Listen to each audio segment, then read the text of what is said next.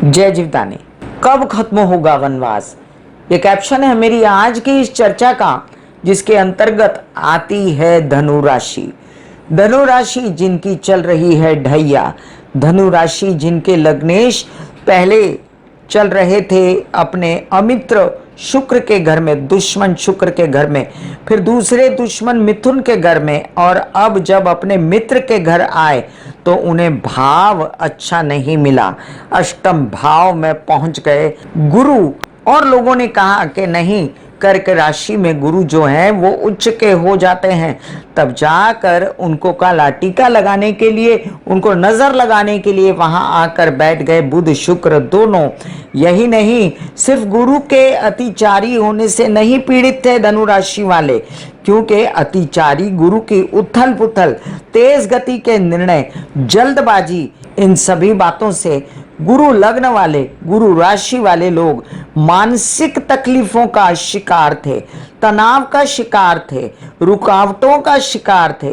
देर होती जा रही थी प्राप्तियों में, विलंब पर विलंब, कहते हैं ना तारीख पर तारीख वाला हाल था।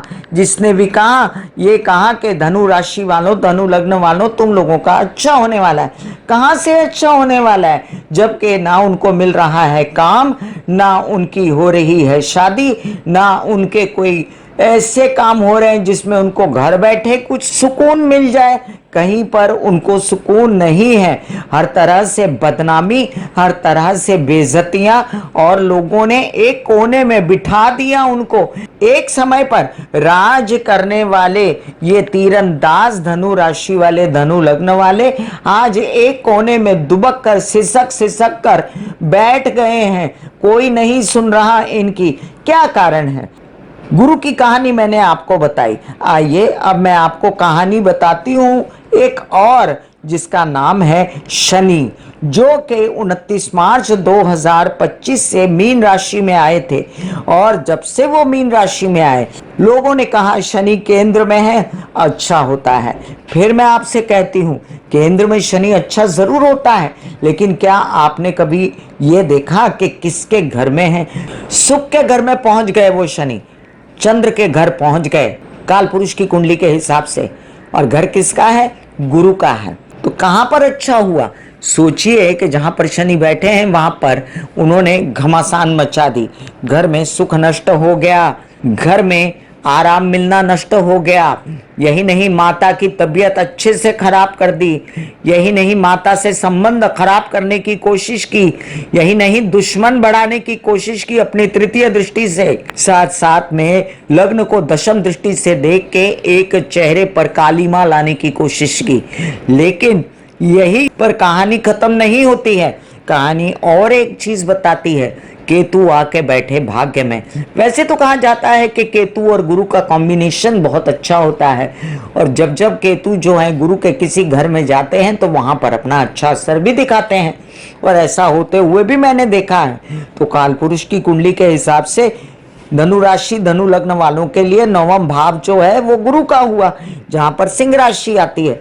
लेकिन हुआ यूं कि केतु ने भाग्य को रोक दिया। केतु जो आधा अधूरा काम कराने में मशहूर है, केतु जो आधे में ही बंदे को काम कराने से पहले ही मन में कई शंकाएं कुशंकाएं दे देते हैं कि अच्छा जी ये काम करो ही मत, थोड़ा सोचना कि अच्छा करता हूं, थोड़ी देर में अरे नहीं ये काम नहीं करना, इससे दिक्कत हो जाएगी। बहुत सारी विवंचनाएं, बहुत सारे वहम, बहुत सारे भरम पाल के रखे धनु राशि वालों ने, और अपने ही पैरों पे कुल्हाड़ा मारा। जैसे कि उन्होंने पिछले साल जब मैंने 20 बार कहा कि वर वधू का चयन कर लो, तो उन लोगों ने नहीं किया, क्योंकि मन में घर कर गए थे वहम, मन में घर कर गए थे भरम। किसकी वजह से? शनि की वजह से, गुरु की वजह से, केतु की वजह से। इतने बड़े बड़े वाले ग्रह जिनकी चर्चा हम हमेशा करते हैं, वो जो थे अपनी एक ऐसी अवस्था से गुजर रहे हैं धनु राशि, धनु लग्न के लिए, जहां पर उनको सिर्फ और सिर्फ अपनी हिम्मत से आगे बढ़ना पड़ रहा है। तो कब खत्म होगा ये वनवास?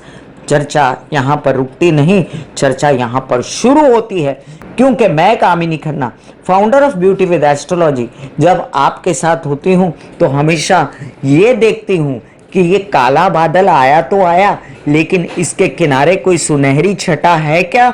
सूरज कहाँ छिपा है, चलो उसे खोजा जाए।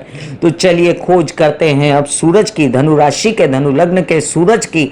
चलिए खोज करते हैं, आस की, विश्वास की और हिम्मत की, कोशिश की पूरी कहानी लिखेंगे अब धनु राशि धनु लग्न वाले।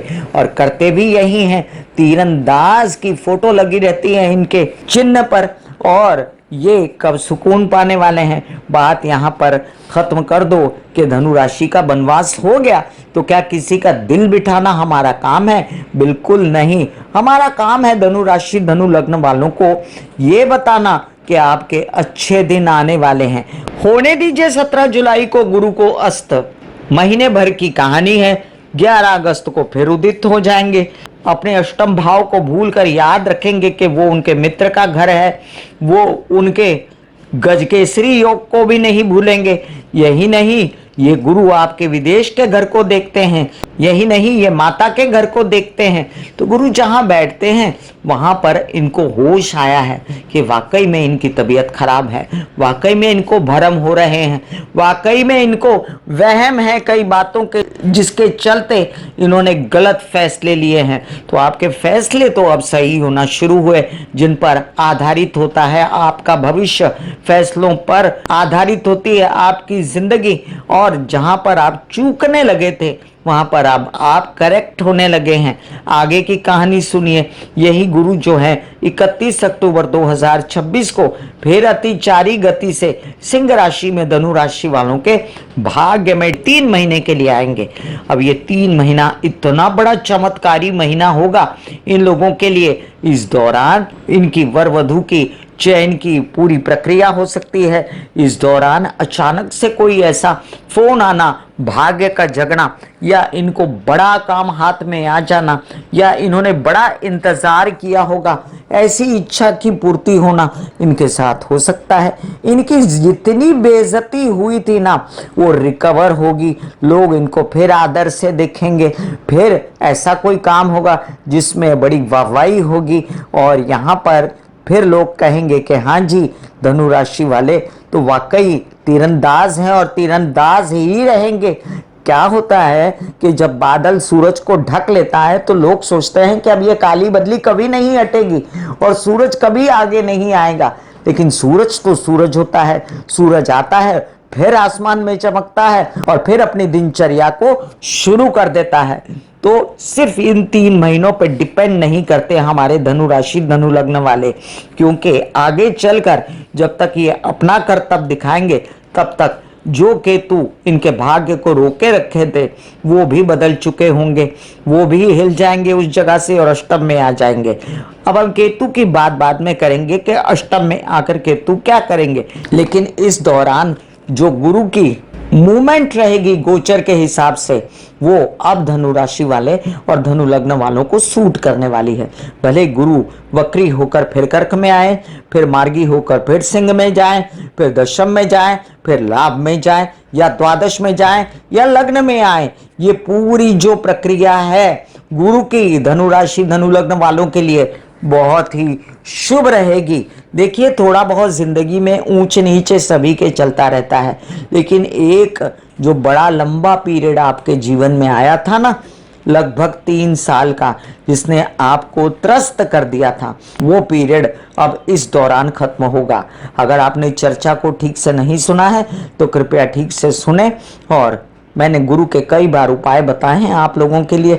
एक तो गुरु धारण कर लीजिए, मतलब कि किसी ऐसे व्यक्ति को जिस पर आपको संपूर्ण श्रद्धा है उनको गुरु बनाइए। और साथ में अगर आप गुरु नहीं बना सकते तो समझ लीजिए कि आपकी माता ही आपकी सर्वप्रथम गुरु है, उनकी सेहत का ध्यान रखिए। यही नहीं, गुरु के कई उपाय मैं समय समय पर बताती आई हूँ। अपने घर के ईशान कोने में मंदिर की स्थापना कीजिए, पीले वस्त्र और पीली चीज़ों को अपनाइए। और आप कर सकते हैं केले के वृक्ष को अपने घर में स्थापित, या आप कर सकते हैं हल्दी की गांठ को पीले वस्त्र में बांध के पीले धागे से अपने पॉकेट में या अपने पर्स में स्थापित। इसके साथ आप रोज केसर, चंदन और हल्दी का टीका लगा सकते हैं माथे पर। देखिए केसर गर्म होता है, इसलिए अच्छा रहता है कि आप चंदन और हल्दी का टीका लगाया करें। अब आप नहाने के पानी में चुटकी भर हल्दी डालकर नहा भी सकते हैं। कई सारे उपाय हैं। फिर मिलेंगे जब कंसल्टेंसी के लिए, जब आप व्हाट्सएप करेंगे, सिर्फ व्हाट्सएप, कॉल नहीं करेंगे, सिर्फ व्हाट्सएप करेंगे, तब मैं आपको बताऊंगी आपकी कंसल्टेंसी के वक्त जो शुल्क वाली है कि क्या आपके जीवन में वाकई गुरु के उपाय करने की जरूरत है भी कि नहीं है। मैं कामिनी खन्ना आपके साथ ही ब्यूटी विद एस्ट्रोलॉजी की फाउंडर। आप सभी को मेरी नम्र विनंती कि सब्सक्राइब कीजिए मेरा ये यूट्यूब चैनल YouTube/ब्यूटी विद एस्ट्रोलॉजी। जब आप सब्सक्राइब करेंगे तो पॉपअप होकर ऊपर बेल बटन आएगा, उसे क्लिक करते ही मेरे चैनल की सभी जानकारियां आप तक सबसे पहले पहुंचेंगी। God bless you, take care and goodbye. धनु राशि, धनु लग्न वालों, बाकी सब राशि वालों के भी ईश्वर अति मंगल करे।